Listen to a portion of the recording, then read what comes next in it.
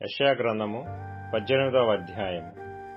ఓహో, కూషు నదుల అవతల తటతడ కొట్టుకొనుచున్న రెక్కలగల దేశమా, అది సముద్ర మార్గముగా జలముల మీద జమ్ము పడవలలో రాయబారులను పంపుచున్నది.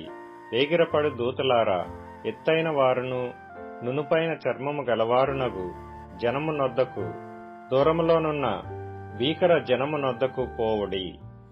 నదులు పారుచున్న దేశము గలవారును దాష్టికులై జనములను త్రొక్కుచుండు వారునగు జనమునొద్దకు పోవుడి. పర్వతముల మీద ఒకడు ధ్వజమెత్తునప్పుడు, లోక నివాసులైన మీరు, భూమి మీద కాపురముండు మీరు చూడుడి. బాకా ఊదునప్పుడు ఆలకించుడి. యెహోవా నాకీలాగు సెలవిచ్చియున్నాడు. ఎండకాయుచుండగాను, వేసవి కోత కాలమున మేఘములు మంచు కురియుచుండగాను నేను నిమ్మళించి నా నివాస స్థలమున కనిపెట్టుచుందును.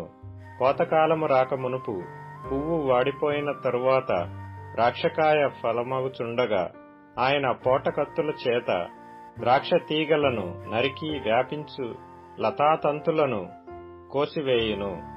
అవి కొండలలోని క్రూర పక్షులకును భూమి మీదనున్న మృగములకును విడువబడును. వేసవి కాలమున క్రూర పక్షులను, శీతాకాలమున భూమి మీదనున్న మృగములను వాటిని తినును.